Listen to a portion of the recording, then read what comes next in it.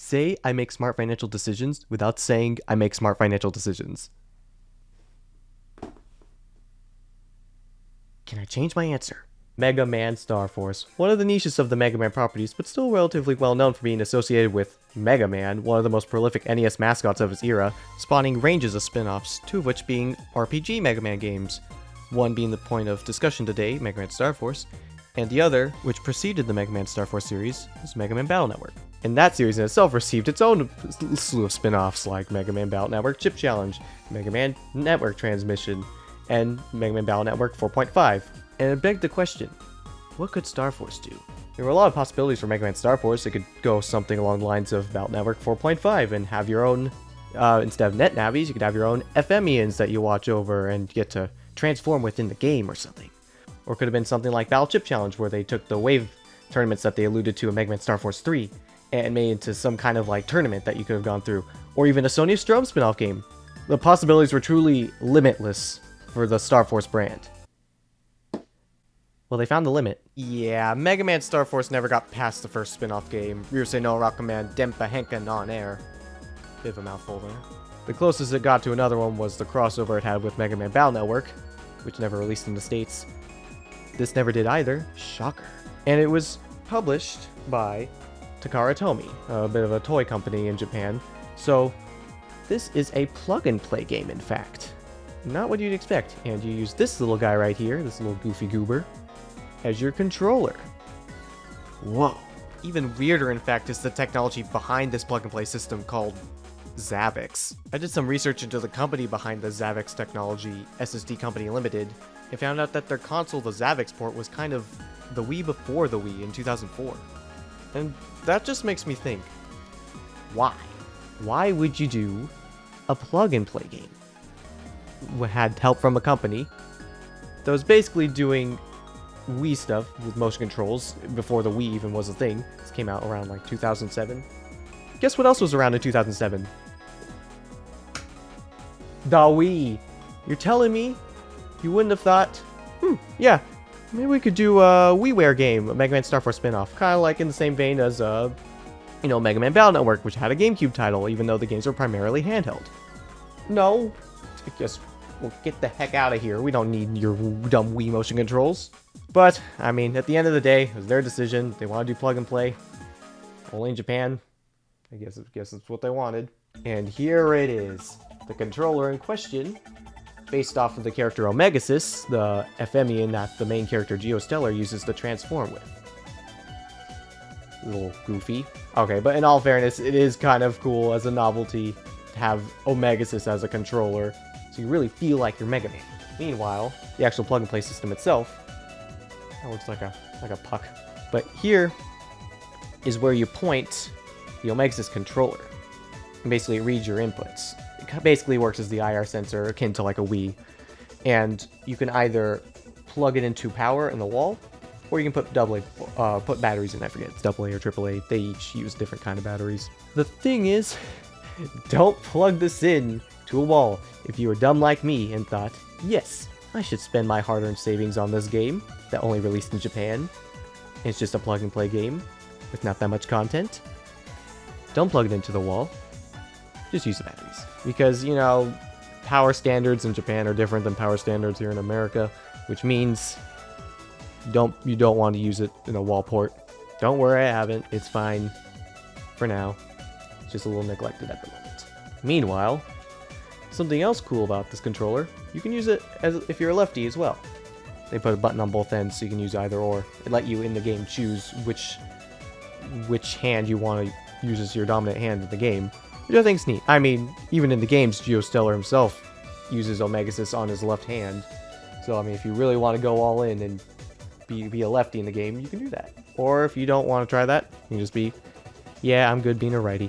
As for the game itself, it's fine. It's a little hard to control sometimes, and the way they do it is you have to do certain hand motions. If I were to show you real quick the manual, or one of them, show you different hand motions you can do to do different moves. Or not necessarily different moves, but different actions perform different commands in the game. So, depending on your hand positions or positions of Omegasis, it would register, okay, you want to do this thing, or you want to switch your battle cards, or you want a shield. That's basically it. But sometimes it doesn't register correctly and just like misses. It's really hard. And they have multiple difficulties in this game. Easy, medium, hard. Kudos to whoever can do it hard mode, man. Yeesh. And looking at the actual manual here, I can read this, I promise. Now, I'll just say I love the illustrations. That's about all I can say about this. But it's giving a good overview of the game and how it works, and shows a little bit of what it does. Like, there's a level select, if I can find it somewhere in here. And even some appearances from other characters in the game, like Luna Platz, Zack Temple. Actually, was Zack Temple in this game? I don't even remember now. Sonya was. Sorry, Zack, I don't remember if you were in this game.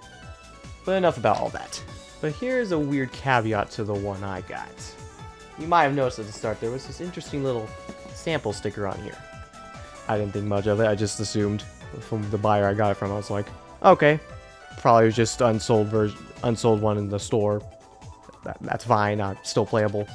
Didn't come with the battle card that was meant to come with it though, strangely enough, which I assumed, okay, well, maybe it's just because this isn't supposed to be a retail one. It still came with the manuals, interestingly enough, but oh well. Didn't get the battle card. I didn't want Pegasus magic anyway. At least I've got my cancer bubble. But here's where things get weird.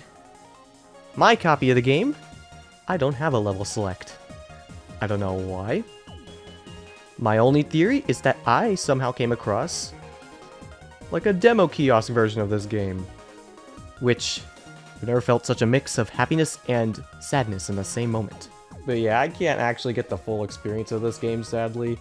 It mainly boils down to me being able to do random levels in a random order and all locked on easy difficulty, so I can't even play the secret final boss. Ooh, spoiler alert, it's Andromeda. Big whoop. You can literally see a silhouette in here. Oh, what are you trying to hide? But yeah, I think the only way you can actually fight him is if you do all the stages in hard mode, which I don't have the option to do that. I'm stuck in easy mode. The reason I know why I'm in easy mode is because one of the mini games involves you fighting Sonya Strum, but it's a rhythm game. And basically you have to do the right hand positions or movements as they pop up on the screen. And they have different songs for each difficulty. There's an easy mode song, a normal mode song, which is just the title screen theme of the game, and a hard mode song. It was always the easy mode song, so I knew, yeah, I'm stuck in easy mode. But I mean, it's fine. It's not like I was going to play it that much anyway, or even get good enough to be able to fight the true final boss. So it's just very interesting, because I have not heard anything online about this. So, either I'm really lucky or unlucky. Don't know what to make of this. Do I think this is a weird thing Capcom did? Yes. Do I think this shouldn't exist? I mean, if it was either this existed or doesn't exist, I'd rather it exist. Because it's cool as a novelty at the very least. The game's passable. It's nothing to write home about, but the sprite work looks gorgeous in the game and the music's actually really good. Can't for the life of me find the composer of it though. I don't even know where the credits are in this thing, man. I mean, I can't even access hard mode for crying out loud. Don't even ask me to find the credits in this thing. Maybe somewhere in the manual. I got nothing. This is indeed one of the strangest Mega Man spin-offs to exist. Especially a plug-and-play game, no less. But at the end of the day, it's more Mega Man Star Force. Could have done more, but they sure as heck didn't do less. Yeah, and side note, this thing hurts to wear. Like, I don't know whose hands they made this for, but I've got smaller hands already, and this still feels very weird to hold. At least how it tightens around your wrist, and it feels like I'm gonna get cramp. But I think it's only fair if we let the man himself close us out. Omegasis, the floor is yours.